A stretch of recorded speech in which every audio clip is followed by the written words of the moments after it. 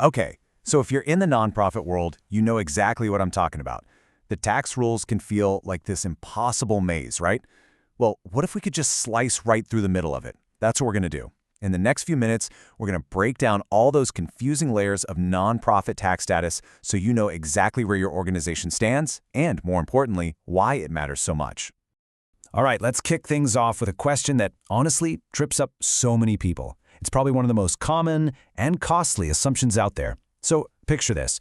You've done all the paperwork, you've registered your organization, you've got that official number. So are you automatically tax-free? The answer is a big fat no. And believing it's a yes, oh man, that's a huge mistake that can cause some serious headaches down the road. And that question right there, it brings us to the very first hurdle we have to clear. This is the big one, the absolutely crucial difference between being registered and being tax-exempt. They are not, I repeat, not the same thing. And getting this difference straight is the most essential first step you can take. So let's break this down. It's really about two different worlds with two different bosses. On one side, you have registration. This is where bodies like CIPC or the DSOD come in. Their job is to establish your organization's legal identity. Basically, they're the ones who say, yep, you officially exist. But then, on the other side, you've got tax exemption. And that power, that belongs only to SARS. Their whole purpose here is to grant tax relief.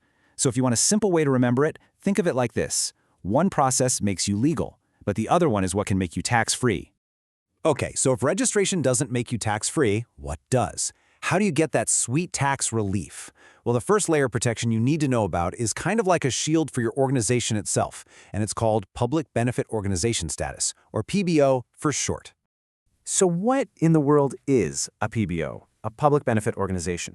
It's actually pretty simple. It's any organization that's been officially approved by a special team at SARS, the tax exemption unit. And once you get that stamp of approval, it means your organization itself doesn't have to pay income tax on its receipts and accruals. You know, the money it brings in. And here it is, the key takeaway for this part. You got to remember this. PBO status benefits the organization. That's who it's for. It's that shield I mentioned, protecting your nonprofit's income from taxes. And what that really means is more of the money you work so hard to raise can go directly to your mission, not to the tax man. Okay, so the organization is protected. Great. But what about your donors? What's in it for them? Well, that's where the next level comes in, and this one's a bit more exclusive. We're talking about the Section 18A perk. And this is where the focus flips completely, from protecting the organization to empowering the very people who fund you. And boom, right there, that's the big difference we've been building up to. It couldn't be clearer. While PBO status is all about the organization, Section 18A status is this powerful incentive that benefits one person and one person only, the donor. This is the magic key that makes their donation tax-deductible. So just how big of a benefit are we talking about here? It's pretty significant. Donors who give to a Section 18A approved organization can actually deduct the value of that donation from their own taxable income. Now there's a cap, it's up to 10% of their income, but let me tell you, that's huge.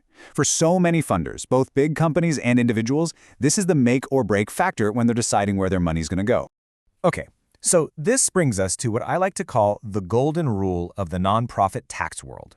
If you remember one thing, remember this. Every single organization with Section 18A status is also a PBO. But, and this is a big but, not every PBO can get that Section 18A status. Think of it like this. PBO is the first level you have to unlock. Section 18A is like a special higher level approval you get on top of that. It's a one-way street. So who actually gets this special perk? Can anyone get it? No. The rules are super strict. Your organization's activities have to be on a very specific list in the tax code. We're talking things like welfare, healthcare, education. And this is where it gets tough for a lot of groups. It means that many amazing organizations that have no problem getting their PBO status, think about groups focused on religion, sports, or general culture, they're just not eligible for Section 18A. It's a tough pill to swallow for some, but that's the law. All right, now for the serious part. Gaining this incredibly powerful tool for attracting donors, well, it comes with a pretty heavy dose of responsibility. If your organization has that Section 18A status, compliance isn't just some box you tick, it's everything. It's the whole game. And listen up, because the landscape for that compliance is about to get a major shakeup. get this. Starting in March 2026, the reporting rules for Section 18A organizations are getting much stricter. We're talking a new, demanding biannual reporting cycle. This isn't some far-off thing you can ignore. It's a new reality that you need to start preparing for, like yesterday. So, what does this new process actually look like? It's a four-step dance, really. First, you have to issue a perfectly compliant receipt to your donor. Second, you have to collect their data, and not just any data. We're talking mandatory stuff like their tax reference number. Third, you bundle all that info up and submit it to SARS in a special data file, twice a year.